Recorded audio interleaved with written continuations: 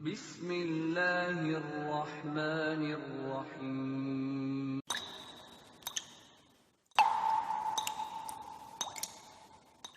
Bismillah. Pak Ustadz, jika hukum jual beli dagang, hukumnya bagaimana? Boleh?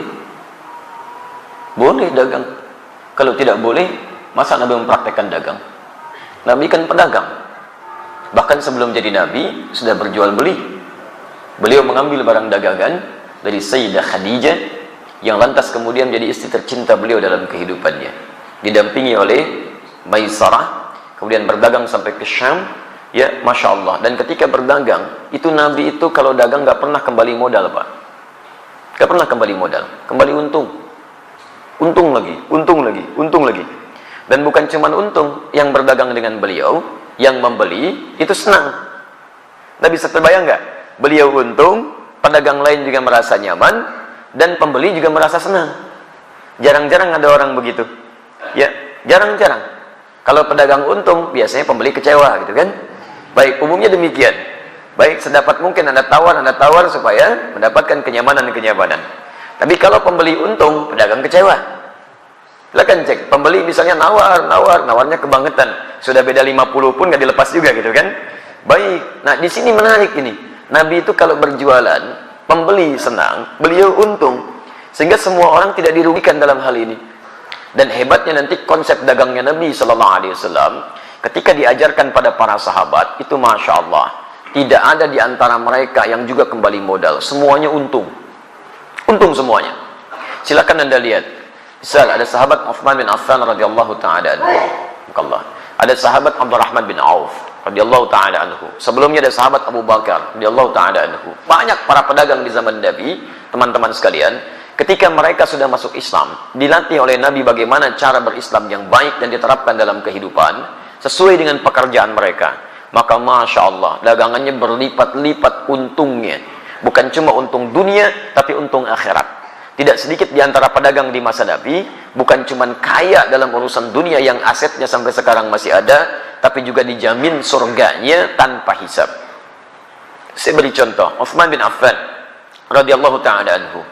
Sebelum masuk Islam, pebisnis. Setelah masuk Islam, kayanya luar biasa. Silahkan antum, saya berdoa mohon pada Allah, kalau yang belum umrah, belum haji, insya Allah diikhtiarkan ya, ikhtiarkan. Insya Allah mudah-mudahan dipercepat oleh Allah Subhanahu wa Ta'ala untuk bisa berhaji atau umrah. Nanti saat ke Madinah, main ke satu tempat, terdapat di dalamnya tapak-tapak kesuksesan Uthman bin Affan radhiyallahu ta'ala anhu. Di antaranya beliau masih punya aset sampai sekarang. Ada sumur yang pernah beliau bebaskan ketika dimonopoli oleh Yahudi. Mau minum, bayar. Kata Uthman, saya beli sampai semuanya akhirnya dibeli Uthman. Kemudian dibebaskan. Yang mau minum, ambil aja. Sekitaran area sekitarnya ada tanah cukup luas. Dibeli oleh Uthman bin Affan radhiyallahu ta'ala anhu. Saya beli. Tanamin kurma. Yang lapar, ambil. Gak usah bayar.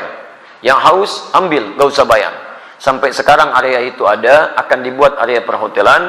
Royaltinya disimpan di Bank Saudi, disedekahkan kepada umat muslim atas nama sahabat Uthman bin Affan radhiyallahu ta'ala anhu. Sampai sekarang masih ada. Abdurrahman bin Auf radhiyallahu ta'ala anhu, itu diembargo, ya, bukan cuma diembargo, dirampas hartanya saat di Mekah. Pergi ke Madinah cuma pakaian yang melekat di badannya. Baik, begitu sampai di Madinah, diterima oleh orang paling kaya di Madinah. Kata orang ini, sami'tu annaka kunta ghaniyan bima ma'na. Saya dengar kamu jatuh fakir saat di Mekah. Kalau ingin kaya lagi, ambil setengah kekayaan saya. Kalau ingin menikah, cari pasangan, pilih pasangan terbaik di sini. Maka saya akan fasilitasi. Masya Allah.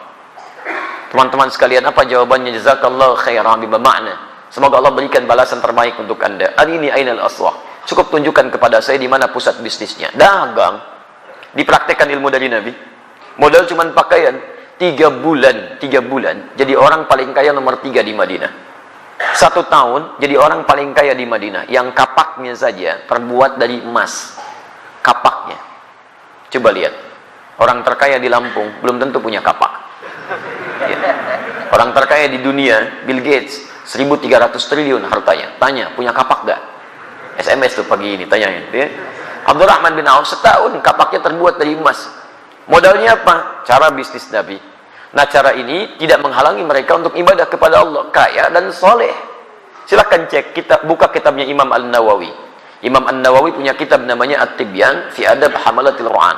Lihat versi Arabnya cetakan Darul Kutub Al-Islamiyah. Warnanya merah marun, halaman 38, paragraf yang pertama, baris 1 sampai baris yang kedua paling atas sebelah kanan.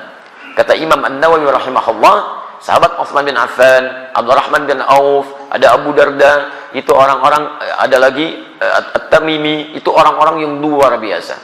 Tamim Ad-Dari, bukan At-Tamimi, Tamim Ad-Dari, yaitu malamnya di antara kesibukan mereka masih bisa menunaikan tahajud sampai khatam Al-Quran.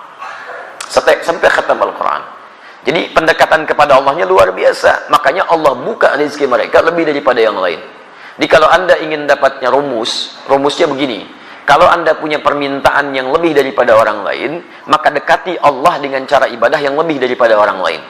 Orang lain tidur, Anda bangun. Orang lain sedikit-sedikit tidur, Anda sedikit tidur. Orang lain sedikit-sedikit makan, Anda sedikit makan. Puasa, rajin. Tahajud, rajin. Ikhtiar juga rajin. Nanti dengan ikhtiar itu Allah mudahkan jalan keluar Anda. Wa may yattaqillaha yaj'al lahu makhraja wa yarzuqhu min haitsu la yahtasib. Demikian di Quran surah ke-65 ayat 2 sampai 3. Nah, saya persingkat jawaban untuk pertanyaan Anda di sini.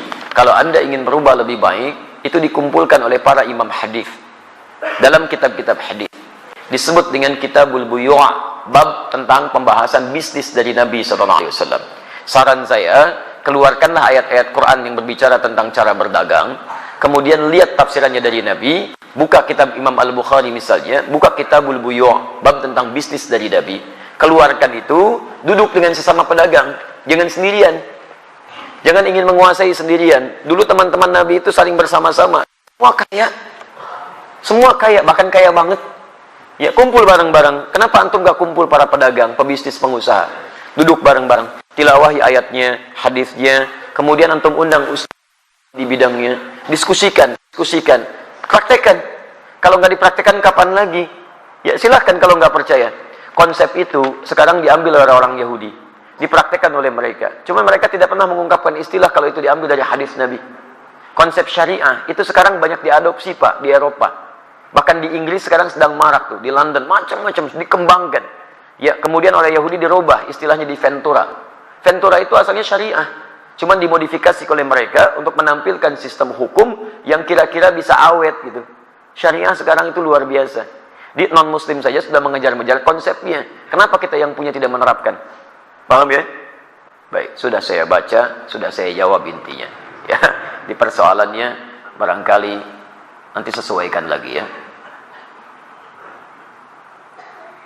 Saya akan punya usaha. Saya beli alat di toko harga barang 1 juta. Modal 1 alat. Kemudian saya jual 2 juta atau 3 juta. Boleh tidak? Boleh. Antum jual 5 juta juga silahkan kalau laku ya. Baik. Alhamdulillah. Yang penting antara din minkum, ada yang ridha satu dengan yang lainnya, kemudian tidak markup, tidak gharar, tidak menipu. Di orang itu wajar menilai. Antum beli 1 juta, dijual 5 juta. Kalau kaidah boleh saja. Tapi kan juga pembeli akan melihat wajar apa tidak.